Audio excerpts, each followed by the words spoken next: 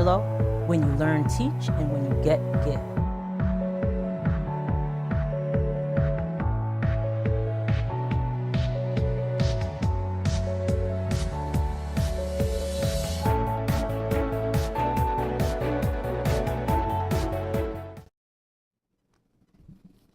Welcome to Conversations with Verdel Jones. I'm your host, Verdel Jones. Being an educator at heart, I'm dedicated to sharing and informing and what?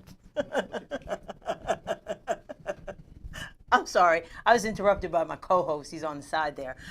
So anyway, this is Conversations with Verdel Jones, and I'm your host, Verdel Jones. And being an educator at heart, I'm dedicated to sharing conversations that inform and enlighten in the hopes that you learn something you may not have known. And remember, in the words of Maya Angelou, when you get, give, and when you learn, teach, and when you get, give. So thank you for joining us. We have a really great show planned for you today. I am so excited. We're going to be talking about relationships. It's one of my favorite topics, so we're going to be talking about that. We have a special guest here to share some information with us. But before we do that, I want to make sure all of you know that you can follow me on Deli Teach, and that's DELITEACH on Twitter. And also make sure you check out my YouTube channel. All of our previous shows that we've done are posted on the YouTube channel, and you can subscribe to the channel, and it's Deli Teach as well. And when you subscribe, you get notifications whenever we put something new up on the YouTube channel, so make sure you do that. I also want to give a shout out to our sponsor, Nancy Vargas Johnson. She's a realtor in the Long Island area, so if you're looking to buy or sell a home in Nassau or Suffolk County, she's your woman, so check her out and give her a call. And as always, we're looking for sponsors to keep this show going. So if you're interested in sponsoring the Conversations with Verdel Jones show, give me a shout out. All the contact information is there. So we want to get started with our show. Like I said, we have a great guest coming to us today. Let me tell you a little bit about her. Her name is Kim Knight. She's a licensed mental health therapist and a certified empowerment coach with years of experience in personal development. And through her company, Truth Be Told, she not only provides counseling to individuals and couples, but she also provides one-on-one life coaching, helping women in their relationships with themselves and others. And Kim Knight is also an author of the book called Relationship Recipes, a guide for creating happy, healthy relationships that last. So we are excited to have her, and now I would like to welcome Kim Knight to the show. Hello. Hi, how are you? I'm good, thank you. Good, so thank you for joining us. I was just sharing with you earlier that I read your book. I read it last night, finished it last night, and I absolutely loved it. As a matter of fact, I want to get my husband to read the book because there's a lot of good tips in there.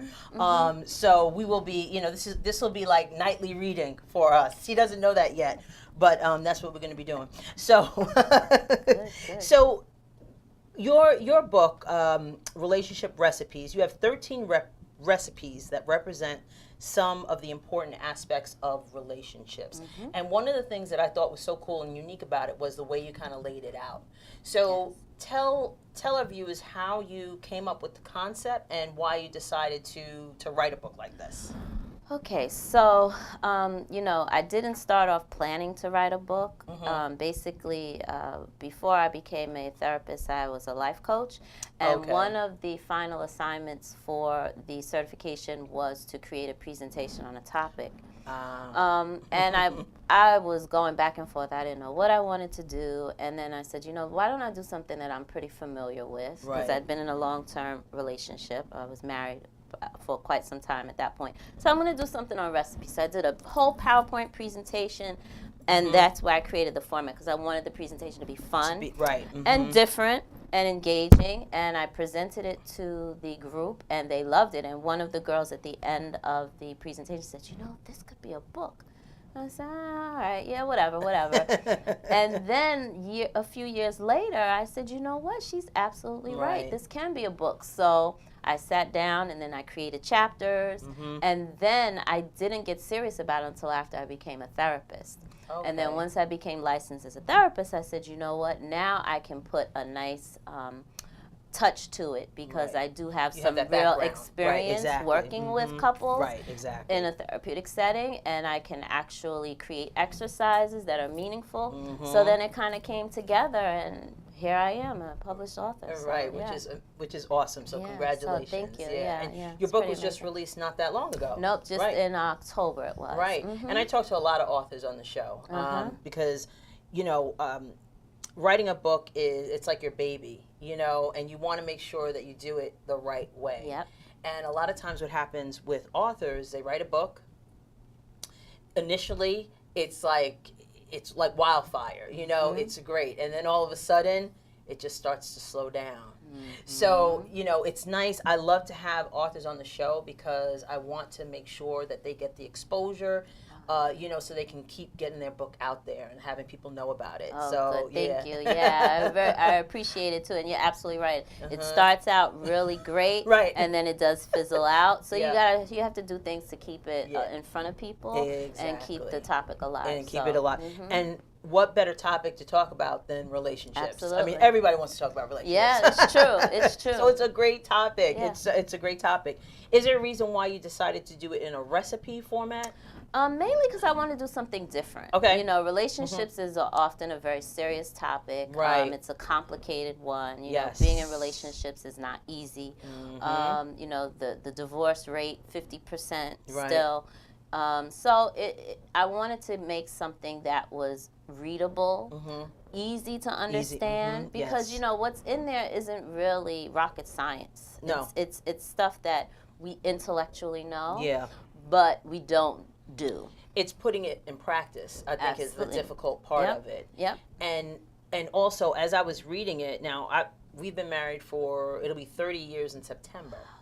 So even reading this book, like you said, you know what you should be doing, but when it's in black and white and in your face, and you take a look at it and really read it, it becomes like, oh, you know what, I do this, or I don't do that, or you know, maybe I should really take the time to examine what's going on. Right, you know? and you know, the book is real. It's not really designed for couples in crisis. That's the next level, and you Right. really Yes. should, you know, Yep. seek other type of support.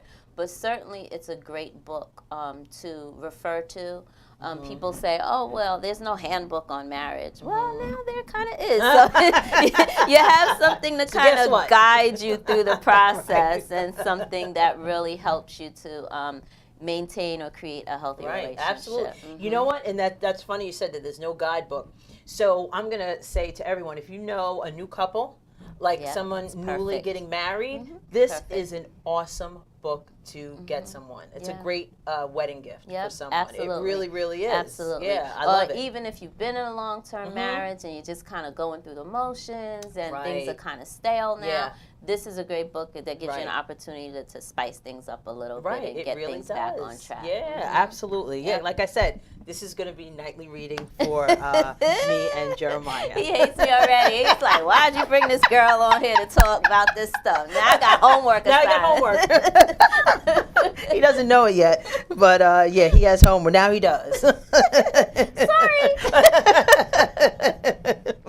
So you started off the book by saying that you were surprised that the divorce rate is so high. Why are you surprised by that? Well, not number? that I'm surprised, but it can be discouraging. Yeah. Because people then can go into marriage thinking, oh gosh, I only have half a chance of this thing make it really work. working out. Yeah, right, And right. That's so you know, the complexities of it, you know, I think sometimes people you know, don't recognize what goes into being in a marriage, and you know, so and why is that? well, I think that, you know, we sometimes have our fantasies of what it is to be married, and the thought is that, oh, you know, we just kind of ride off into the sunset and everything is just, you know, tea and crumpets and roses and all cream. the time. Right, And exactly. And it's not like that. And I think that, you know, when the hard work needs to be done, you know, some people can get through it, and then others can't. Right. So, you know, I think that, Very you true. know, and it takes two. So one person can't do all the work, and commitment is, you know, I tell my clients, you know, commitment is not convenient. Yeah. It's just not. You know, there are times where being committed means that you are going to be inconvenienced. And right, you have to make and sacrifices. It's not, and commitment is not always comfortable. There are times where you're going to be uncomfortable, but that's just the nature of commitment. Exactly. And if you don't recognize that early on, then you know you're gonna be a little uncomfortable and miserable in a relationship. Exactly, yeah, exactly. So. It's like a give and take. Absolutely. Yeah, absolutely. You know, one of the chapters that you have in the book deals with communication, and you know, we did a show a while back, and we talked about communication, and you know, is communication key? And I remember when we first got married, you know, people said to us, you know, always keep the lines of communication open. Communication is key, and you know, we just really kind of we heard what they said, but we didn't listen to what they said because we didn't understand it. Absolutely. So when you talk about communication, it can sound cliche, but what does that really mean? What does that look like? You know, day to day? I mean, it is one of the most challenging parts of being in a relationship, and probably one of the main reasons why people end up in crisis or end up in trouble in a relationship, because of the lack of communication. And I think it's difficult because it's not something we're necessarily taught. And if there's anything that's going to reflect back to you how effective you are in communicating, it's a relationship. Like that, you'll know right off the bat whether or not you are good at it or not. And so you know, I think that it's challenging because it's not something we're taught. It's something that we do. It's something that we might learn from growing up. Right. So we take on what those we've behaviors, seen. Absolutely. What we've seen growing up in childhood, you know, the types of relationships that we've seen, how those around us communicate, we take that on. And we take that into our relationships, and you know, sometimes it works and sometimes it doesn't. Right. So, and communication is two ways. So it's knowing how to speak and how to listen. And how to listen, right? That listening, and you have something in your book also that talks about that listening. Yeah, it's very important knowing how to listen. So, you also talk about communication style and being aware of communication style. So, you know, a lot of, and you talked about changing people and how, you know, you can't do it. You know, they have to want to change. So what does it mean to learn someone's communication style? You can't change the way they're going to communicate with you, but what does it mean to learn about their communication style? Well, I think that has a lot, sometimes that has to do with temperament and personality and being able to read people. For example, you know, sometimes, you know, we get into a space where we want to talk about it now. It's like, this is it. We got to talk about it now. We got to talk. But, you know, the person that you're dealing with might not be somebody that can talk about things right then and there. Yes. They may need some time. They need some time to cool off, or they may need some time to think about it. And, you know, sometimes you get into this battle, this struggle of, I want to talk about it now, the other person doesn't want to talk about it, so they shut down, and you're pushing and pushing and pushing, and they're pulling and pulling and pulling. Exactly. So you have to kind of create a balance and be able to read each other and know that, okay, I can give them some time with the intention of returning to the conversation, but I'm willing to give you that time to kind of think about it. But we do need to revisit it when cooler heads prevail, or you know, after you've thought about it, whatever. So a lot of it is being able to read the person, and then, you know, being willing to adjust your style so that you can be effective in. I always tell clients, would you rather be right or would you rather be happy? Because, you know, sometimes it's just, sometimes you just have to be willing to say, all right, you got that one. Or, you know, or bow out gracefully. It's that compromise, right? Yeah, sure, yep. You know, I remember, and I had to learn. I got a little better at this, but and the thing is, you have to kind of you have to assess what you're doing in a relationship. Absolutely. I used to want to talk to Jeremiah at 2:00 in the morning, and that he's like, why are you talking to me about this now? He said thumbs down. That's a no go, right, Jeremiah? It's a no. He's like, I'm tired. I'm like, but I want to talk. And like you said, we need to talk about this now. We need to resolve this now. And he's not hearing nothing you're saying. Nothing. It's like in Charlie Brown. Like nothing got through. And so you have to really learn. And I think part of being in a relationship is like really learning. You learn so much about yourself. Absolutely. You know, but you have to be open and willing to see it. Yeah, Relationships are like mirrors. They're like mirrors in front of us. They reflect back to us who we are and the things that we need to work on, actually. Right, yeah. It really is important.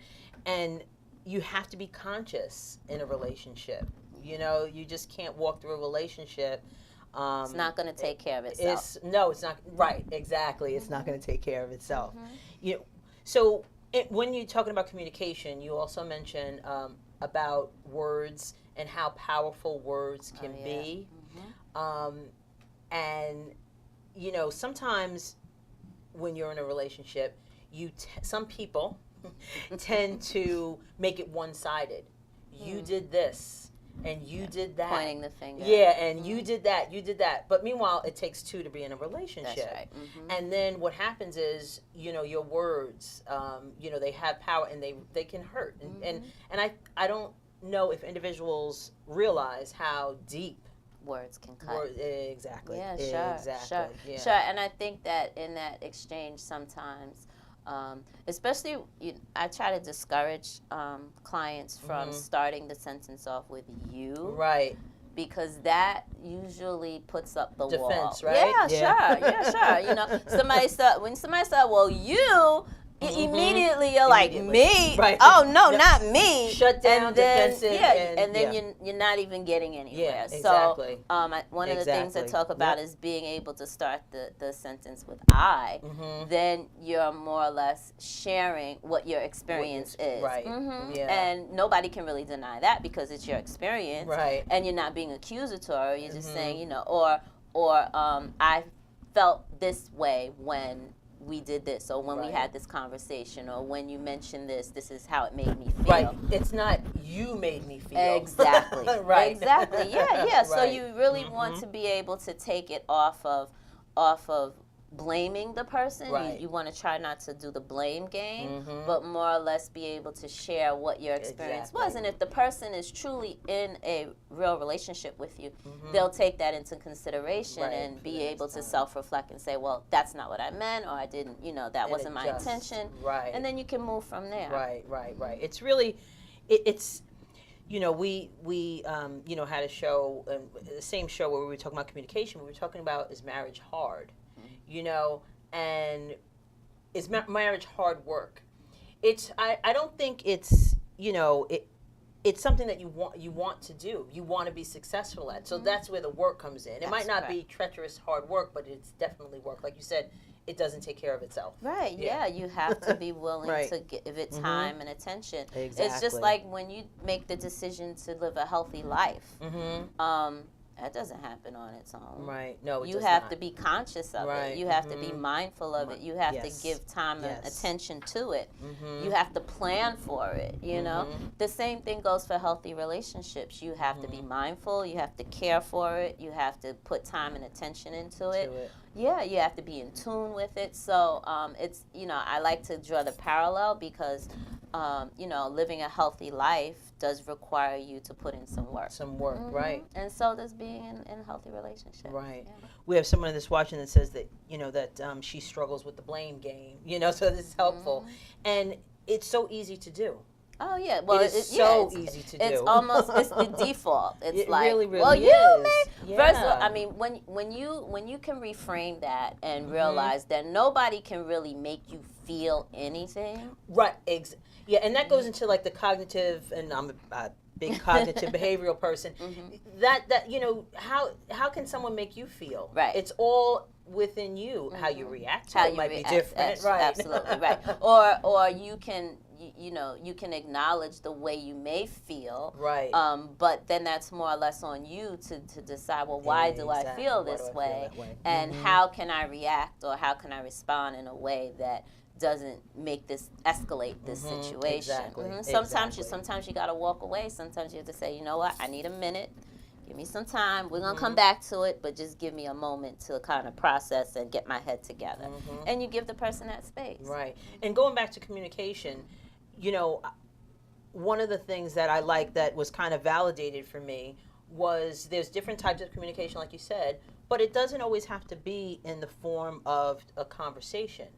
you mentioned writing a letter or, you know, an email. Like for me, I know writing a letter is better for me to communicate when it's something serious because I can take the time to get my thoughts together. If I'm, you know, in this, you know, we're talking in a conversation and I can't get my thoughts out or across, and it might come out wrong, or I want to be able to put it on paper. Yep. And I, you know, I've had a friend actually shared this with me, and I thought it was a really good idea. They have a couple's notebook or a marriage notebook where they write to each other.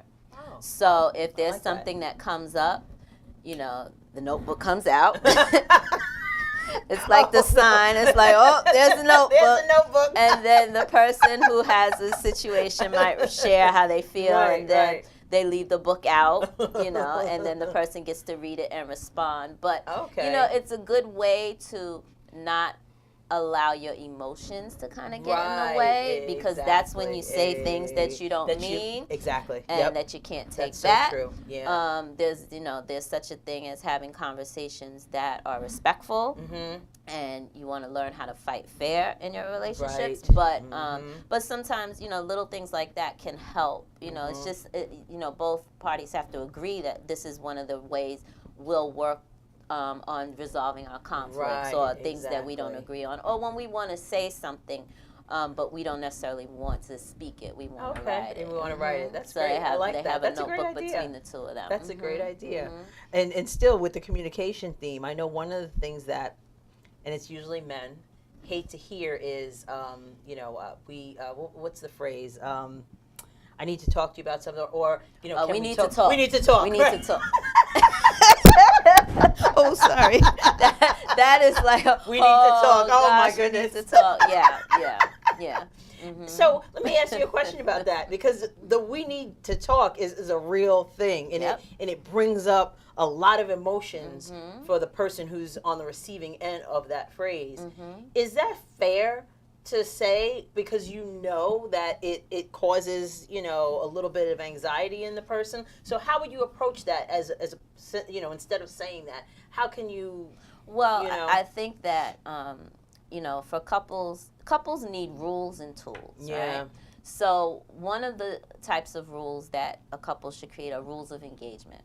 And with those rules of engagement, you kind of have a process that you'll follow when it comes to we need to talk. Right. You know, so maybe you figure out a way that you're not going to necessarily use that phrase, but you say, you know, come on, let's have a conversation about this. Or you know, I'd like us to discuss it further later on. You know, tomorrow night, let's sit down and let's talk about it. You know, and the timing is everything. Like you can't, you know, you can't go in saying we need to talk and expect to have the conversation right then. Like that usually doesn't go over well. You know, the person feels ambushed. They feel like that's true. That's right. That's right. That you're coming at them. They're not prepared. They haven't got their evidence together. Whatever it is. You know, they need time. They need their talking points. So, right. Exactly. The talking points. So you want to have fair game, but you know, you kind of say, and sometimes you give a heads up. You know, listen, that thing that happened yesterday, that wasn't really cool. So you know, we're gonna need to talk. Yeah, about let's have a discussion about it. Yeah, words, and right. And I promise you, I'm not gonna go hard. I just wanna hear your views on it. You know, something like that to soften it up. You know. Yeah, it's so funny how you know, when you're in a relationship, especially a long-term relationship, you know what the triggers are. And you know, you have pushing buttons. I mean, it's bad. Yeah, it is. You got to use those powers for good, not for evil. That's what I say. That's right. Don't go pushing buttons you don't want to ignite things. Right. So speaking of, you were talking about timing is everything.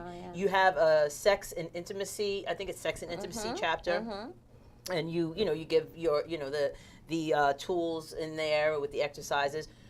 What's the timing on that? Because I always hear, oh, you don't want to talk about sex with your partner while you're intimate, you're being intimate. You know, you want to save.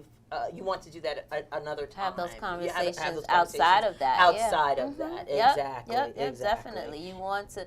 you hope that you're comfortable enough in your relationship where you can have those conversations, not just in the bedroom. Right. Because, I mean, sex and intimacy isn't just in the Isn't bedroom. just in the bedroom. Intimacy Right. happens throughout the day. It happens throughout, throughout the relationship. Right. So you want to be able to create intimacy outside of the bedroom as well. And have time for fun. Oh, yeah, absolutely. You got to have and time for fun together and time for fun apart. Right. Healthy relationships allow you space to have your friends and your family and time with them. True. And then time together. And, sometimes it can happen organically. Right. Other times our lives are so busy and, overscheduled, and we're all trying to, hustle and make ends meet, that you might have to actually schedule and plan time together. Plan it out. Make a definite date to be able to do that. Let me pencil you in Right. for Friday night at 7. And there's nothing wrong with that. No, it's intentional. It's the key is that you want to be intentional and deliberate in your relationship. Right. So that's being intentional. That's saying, listen, I want us to spend some time together. Right. And I think that's another part of the fairy tale where people tend to think sometimes that things are just going to happen and it's just going to be great and things are going to flow and it's just going to, it's just going to, and no, that's not how it goes. And the minute you realize that, it's like, it hits you like a ton of bricks. You're like, oh my gosh, this doesn't work like that? Nope. No, it You have to be intentional. So that's part of the work. That's part of the work. And it really, really is, because, spending time together could also mean different things to different people. That's right. Right? Yep. So I'm spending time with you just hanging out, but there's so many distractions. That's correct. When you're in your day-to-day, there's the TV, there's the phones, there's all these distractions around that. Yeah, we're together in the same space, but we're not really together, exactly. We're not connecting. We're not connecting. And exactly. That's one of the other things, especially nowadays, that can interfere with relationships is the technology. Right. So, you really need to be able to make time to not have that around or shut it down so that you can really spend quality intimate time to connect. Do you see that a lot in the clients that you see, where there's the issue with technology and then being too connected to that as opposed to each other? That can happen. Both in two instances. Yes, the actual technology and being too connected to it, and there'll be a dinner and the phone. Right. If you go into a restaurant, and you look at couples, you will see, and my husband and I are guilty of this too, so I can't even say that, well, I don't do that. No, we do that too. Where both of us are on our phones. So it's just like, checking Facebook, and that's really bad. But it's the world that we live in, I know. But you really do need to make time to shut that down and really just connect and be in each other's space. The other side of that is social media itself. That's a big thing, in terms of what the relationship status is, and I mean and that's a lot. The younger generation, that's a big thing. Yes, it almost some grown defines people too. the relationship. And grown people too, right? So it is what it is. But that also. I've had those situations come into practice where things have kind of blown up on social media and. I don't understand that. Yeah, but it does happen. It does happen. It really, really does. You also talk about forgiveness in a relationship. And it is a big one, and it's really I think it's a couple of things. It's forgiving the person for your own health, and it's also forgiving yourself for something that you may have done in a relationship too. That's correct. Sometimes you need to forgive, and sometimes you're the one that needs the forgiveness. Yes, absolutely. And for forgiveness, which can be very difficult because some people have been taught or have learned to hold on to things. They've been wronged, and they need to hold on to it. But forgiveness. People say, well, forgiveness is actually a choice. It's a decision. It's a decision that you have to make. No, it doesn't happen overnight. It might take time. It might be a process. But once you make that choice, then you work through the process with the intention of getting to forgiveness. Right. But it is a choice. It's a decision that you make, and you take it one step at a time. And remembering that forgiveness truly is for yourself. It's not for the other person. It really is. It doesn't excuse the infraction. It doesn't mean that the you person agree with it, that you agree with it. Right. Absolutely. But it's the ability to release the fact that that whatever happened could have been different or whatever. You want to be able to reach a space where you can let a lot of that energy go, because what ends up happening, you're the one that ends up suffering. Right. How many times have you right. you're angry at somebody, you're mad at them, and you just holding on, and they just going on with their life. And then you're mad about that. You're like, well, what? How come they get to go on? Yeah, and exactly. I'm sitting here, I'm holding the stuff, you know. So that's what I mean by forgiveness is really for you, so that you can be lighter and don't have to carry that burden. Forgiving is it's a beautiful thing. It really for yourself. It really, really is, because like you said, you know, all of that anger, animosity, and if you keep that within you, it's for your health. Affect you. It can impact your health. Absolutely. Yep. Yeah. So you know, you counsel couples. When does a couple know that they need some outside help? How do they recognize that? Well, unfortunately, in therapy, couples tend to come to counseling when they're in crisis. Yeah, right. One person usually has one foot out the door. Right, yeah. And some couples come because they want confirmation that the relationship is over. Wow. And some come with the intention of trying to repair, or one person in the relationship wants to repair, and the other. So there's a whole host of reasons why people show up. But, you know, how do you know?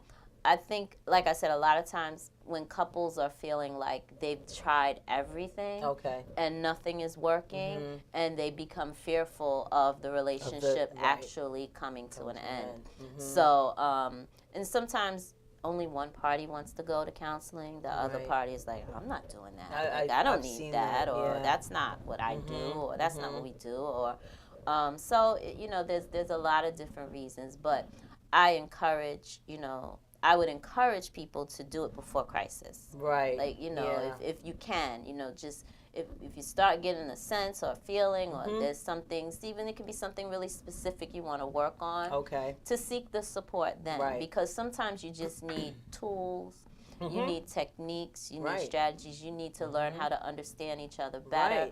And you can do that in good counseling. Sometimes when you get to crisis, it becomes a little bit more challenging. Right, absolutely, because there's the resentment is there already. Yep, the the trust anger might be gone. Yep, you know, that's there's a lot of stuff that goes on. That's correct. When you're in crisis. And once you've already started thinking about leaving the relationship, you've kind of opened up that door, and then it becomes, you know, one of the things about counseling that's most times is required is that while you're in counseling, you're all in. Like you have made the commitment that if a counselor is going to work with you, a therapist is working with you, that you are going to give this your best shot. You're going to give it, Yeah, so last ditch effort, if that's correct. What it is. Yeah. So that option of leaving or ending is not on the table at this time. So you try to get couples to that space so that you can really do some quality work and see. And sometimes it turns out good, and sometimes I shouldn't say it turns out good. Sometimes they remain together, and sometimes they end up splitting up. Right. And either one of those can be good. So depending on the situation. Yeah. And you know, you said in some instances, someone, you know, one person in the relationship wants to work, and then the other person doesn't. Done. Yeah. So do you then focus on the person who wants to work on the relationship, because now you're really focusing on them and what they need to do? Well, there are different types of couples counseling. So sometimes people go for discernment counseling, where they want to figure out if this relationship is worth saving and if we want to save it. So that's one type of counseling. And then there is sometimes counseling the couple through their separation. Like they've made that decision that that's what they want to do. So they need to learn now how to communicate Wow. as Okay. co-parents, Right. Yeah. Oh, or goodness as gracious. you Yeah. know, or just the relationship now is Right. no longer a That's marriage, interesting. so it's changed, Mhm. and so we have to engage differently. Yeah. You know, so when it's a mutual decision, and usually around the kids, they want to make sure Yeah. that They're that is okay. done right. Mhm. So there are different reasons to come to counseling, Mhm. and different approaches based on what the needs are of the Right. couple. Yeah. When you, excuse me, when you were saying how to co-parent, it just reminds me of a situation where, I work in a school district, and we had a meeting schedule for the student, and one parent didn't want to be in the same room with the other parent, and they didn't want the person to call in for the meeting. It was messy, right? And it's so, to me, and like you said at the beginning, it's so like common sense, and you know what's right, But but the you pain just and the can't. hurt, Yeah, well, all of that, it's it really becomes, overwhelming. it just gets really intertwined, Yeah, it and very really difficult to does. separate, and then people are hurting, Yeah. ending. A relationship ending is like a death, Right. Yeah. and you have to grieve that. And that it comes with a lot of emotion, Right. and people are usually acting out on those Right. emotions, and it's not always pretty. No. But that's why I do a lot of work with women. I do some couples, but the majority of the work that I do, that I love doing, is actually helping women create healthy relationships in their lives. Oh, okay. So Okay. whether or not, so I do relationship work, and but a lot of it sometimes is individual work. It's individual with work them, as well. Okay. because you can't Right. change another person. No, you can can't. only work on yourself. You can work on yourself. And exactly. if you work on yourself and get yourself healthy, then chances are you will be able to create healthier relationships. So Yeah. that's one of the approaches that I take. And so when it comes time to separate, there's a lot of pain that goes there's a along lot. with that, Yeah, and exactly. people are acting on that. So that's the time when you want to get support, and you want to go to a counselor or to a therapist to be able to work through those emotions. Yeah. Because then that's when the resentment builds up, Right. and the grieving of it is a process. It is. Because it's the loss. You've lost the relationship, and the loss of the hope of what it could have been. Yeah. Yeah. So I'm glad you said that, because my initial reaction was, what are you doing? This is your child. Just come to the meeting. But I guess it's not. Sometimes it's not that simple. No, it's not. It really it isn't. runs Yeah, really deep. It runs really without deep. getting Exactly. that support to work through and process those emotions, then it shows up in a not so pretty way at the most inappropriate of times. Yeah, yeah, that's true. Yeah. Yeah, you think about it. Yeah, even if the kids are involved, you're so caught up in what's going on with yourself. Yeah, that you can't. Absolutely.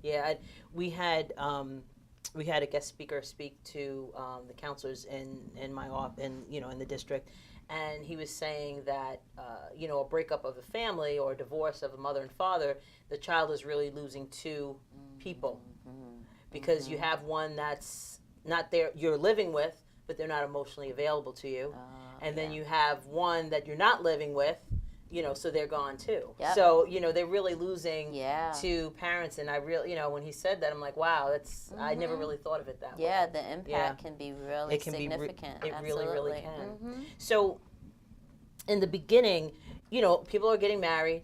And I, like I said, we've been married almost 30 years. I don't remember anybody having that conversation with us about marriage. We went to my pastor at the time, who married us, and she, we met with her for a little bit of time. We didn't have, like, in Catholic religion they have pre-Cana that they have to go through, but we didn't do any of that. And there were some things that, when as we're going through our marriage, we're like, wow, nobody told us that. There was no manual, right? Why didn't anybody tell us that? Because they probably didn't know. But they knew, because they've gone through it. But I don't know. I think that I think in some ways marriage has evolved. I think that all right, we talk about things more now, or at least try to. A little more open, maybe. A little more open. Yep. Right. And I don't think that that was typically the norm. It was just kind of like, this is what we do. This is what we do. This is how it is. We're not getting this book. We don't have rules. We don't have steps. We don't have exercise. We don't have time for this. Mm-hmm, right. Yeah. Exactly. Yep. So I don't. I think that, and in all honesty, I think that sometimes, I mean, it's good to impart that knowledge, but also how you do it is important. Yeah. Because when you're in the midst of getting married, and you don't want to hear. You don't want to hear that. Yeah, I know. That's true. That's true. You're kind of like, I don't want to hear that because you're so caught up in getting married. Exactly. And, I don't know if it's good or bad. I think it's just all in the approach and whether or not the person is open to receive it. Right. But good premarital counseling can really set a couple up for success. Because a tool like this for a newly married couple is so important, because they're especially being a newly married couple, you're not going to think about half of the stuff that's in here because you just don't know. That's right. But at least you could see it and then start making, implementing some of the tools that you give people into the relationship. So, or even addressing some, because sometimes there are signs beforehand. Yes. That, this could be a problem later on. Right. So maybe we want to look at it now and see how we can figure out how to work through this, because chances are, if it's there before you get married, it's going to be there after you get married. Right, exactly. Absolutely. Yeah, surely. So how often should couples have a relationship check? And you know what? 'Cause as I was reading it, I'm saying, wow, I don't remember the last time I said, to Jeremiah, you know what? We need to talk about our. Well, what I do is we need to talk about our relationship.